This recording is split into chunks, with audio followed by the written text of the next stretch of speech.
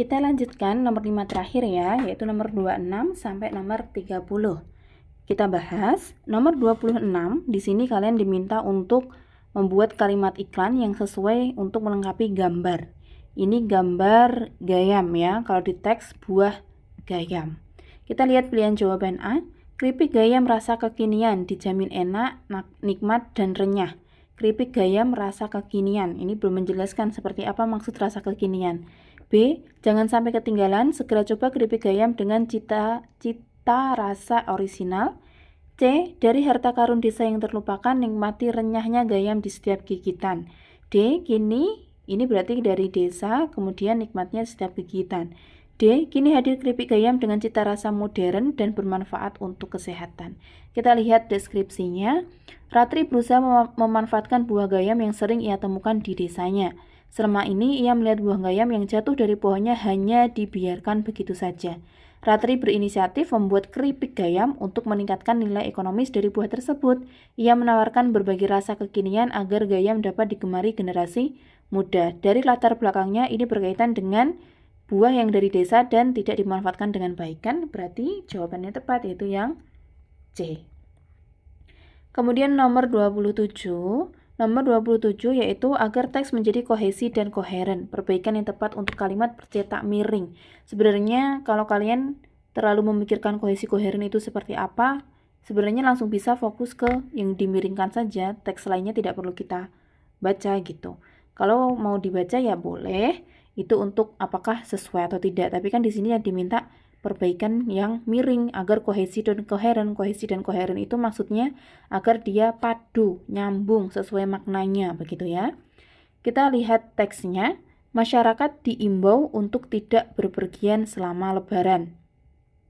Kita lihat pilihan jawaban A. Sebaiknya masyarakat menyervis kendaraan sebelum bepergian. Nggak ada kaitannya dengan kendaraan. Oke, kita coret. B. Masyarakat diimbau untuk menaati arus lalu lintas yang diberlakukan. Kemudian C. Berarti diimbau menaati arus lalu lintas. C. Kepolisian sebaiknya melakukan peninjauan ulang terkait peraturan lalu lintas. Ini malah kepolisian, sedangkan di teks itu masyarakat. C. Kita coret. D. Pemerintah perlu menambah ruas. Ini juga pemerintah. Maka jawaban yang tepat yaitu yang B. Gitu ya. Kemudian nomor 28. Agar masyarakat tergerak untuk bijaksana mengelola keuangan. Kalimat poster yang sesuai yaitu, kita lihat kalimat 1. Hidup sehat, kualitas hidup akan meningkat. Ini nggak nyambung ya. Ini kan yang diminta bijaksana mengelola keuangan. Berarti yang ada kalimat satunya kita eliminasi. Nomor 2, kita lihat. Beli yang dibutuhkan bukan yang kamu inginkan. Nah ini kan kaitannya dengan keuangan ya. Oke, kita kunci dulu 3. Konsumsi berlebihan hanya menambah beban hidup. Konsumsi berlebihan hanya menambah beban hidup. Bukan ya, ini kan kaitannya bukan tentang keuangan. 4. Pola hidup hemat menjamin keuangan yang sehat. 5. Kendalikan pengeluaran, kontrol kebiasaan belanja. Pola hidup hemat menjamin keuangan yang sehat. Belum tentu. Ya, maka jawaban yang tepat yaitu yang C. 2 dan 5. Kemudian nomor 29. Nomor 29 ini pilihan jawabannya cukup panjang, tapi kita bisa mempersingkat untuk mengerjakannya. Dengan cara apa? Ya dengan cara membaca pilihan jawabannya dulu. Ini kan yang diminta teks yang sesuai dengan tabel. Berarti cari yang sama dengan tabel, kan begitu. Kita, karena ini panjang, kita lihat masing-masing perbedaannya.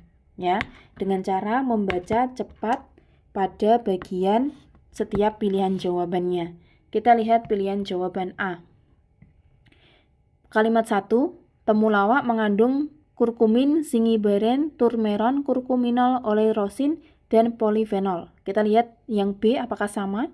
Temulawak mengandung, nah sama ya. Berarti kalimat 1 aman. Kita lihat kalimat 2-nya. Kurkumin berfungsi melawan efek penuaan, mengurangi resiko kanker, serta meningkatkan kesehatan kulit. Kita lihat kalimat 2-nya yang B. Kurkumin bertindak sebagai antioksidan yang melawan radikal bebas dan mendukung kesehatan hati. Ini sudah berbeda ini. Ya, mulai kalimat 2 sudah berbeda. Yang A bilang fungsi kurkumin melawan efek penuaan. Kalau yang B, kurkumin bertindak sebagai antioksidan melawan radikal bebas. Kita langsung ke teksnya kalau seperti ini. Kita cari kurkumin, kurkumin ada di pertama. Manfaat kurkumin yaitu antiinflamasi dan antioksidan. Kemudian dampaknya mengurangi peradangan, memperbaiki fungsi jantung, melawan radikal bebas yang merusak sel-sel tubuh. Kalau dari dua ini, ya dari A sama B, tidak ada yang sama ya dengan tabel. Kalau yang B mendukung kesehatan hati, padahal tidak. Yang C juga bukan. Udah kita coret, berarti A, B tidak usah kita lanjutkan. Kita langsung ke C dan D. C dan D, apakah sama? Kita berlakukan sama dengan soal tadi. Pilihan jawaban A, B tadi ya, C. Kalimat 1 sama dengan AB, kemudian D juga sama. Jadi kalimat 1 aman. Kemudian kalimat 2 di sini kurkumin meningkatkan daya tahan tubuh, membantu proses detoksifikasi serta mendukung sistem kekebalan tubuh. Kalau ini kurkumin memiliki sifat antiinflamasi, antioksidan yang mengurangi peradangan, memperbaiki fungsi jantung, serta melawan radikal bebas yang merusak sel-sel tubuh.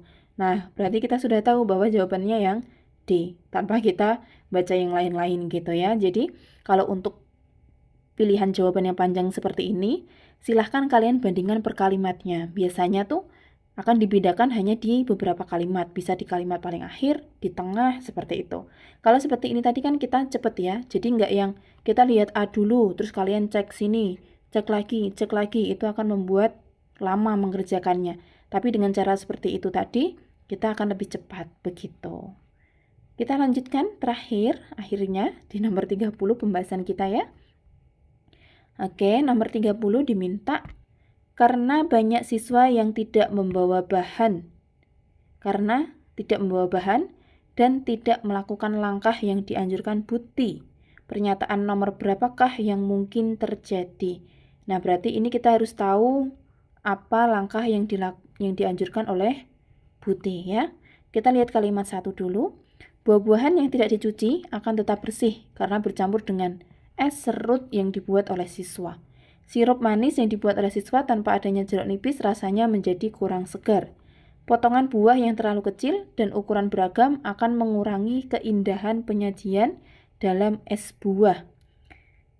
Es buah dapat disajikan dengan menambahkan topping berupa es serut atau es batu agar terasa lebih segar. Nah, ini kan yang ditanyakan karena banyak siswa yang tidak membawa bahan, kemudian tidak melakukan langkah yang dianjurkan. Berarti kalau dia tidak membawa bahan, apakah kalimat 1? Jelas bukan ya, karena ini kaitannya dengan buah yang tidak dicuci. Maka pilihan A dan B kita coret. Berarti yang B betul. Kenapa? Apa yang bahan yang tidak dibawa? Berarti jeruk nipis. Karena nggak bawa jeruk nipis, makanya kurang segar. Kemudian tidak melakukan langkah yang dianjurkan Buti. Langkah apa? Yaitu berarti kalau mereka tidak melakukan langkah yang dianjurkan Buti, berarti yang nomor 3. Kenapa? Kalau buahnya terlalu kecil dan ukuran beragam, maka akan mengurangi keindahan. Karena kan di sini tidak, berarti mereka tidak mendengarkan, asal-asalan aja motongnya. Ya sudah, berarti jawabannya yang C. Bagaimana? Tanpa kita baca teksnya, sudah bisa kita temukan. Tapi kalau kalian ragu, kalian bisa cek dengan membaca teksnya terlebih dahulu. Begitu selesai pembahasan kita terkait dengan soal TPM 3 Kota Yogyakarta. Semoga kalian bisa memahaminya. Kalaupun masih ada yang dibingungkan dan ingin ditanyakan, kalian bisa sampaikan di kolom komentar atau kalian bisa melihat TikTok Nuribook ya. Di sana saya juga membahas beberapa tips dan trik terkait dengan mengerjakan soal SPD. Selamat mengerjakan, semoga semua nilainya maksimal. Terima kasih, sampai jumpa.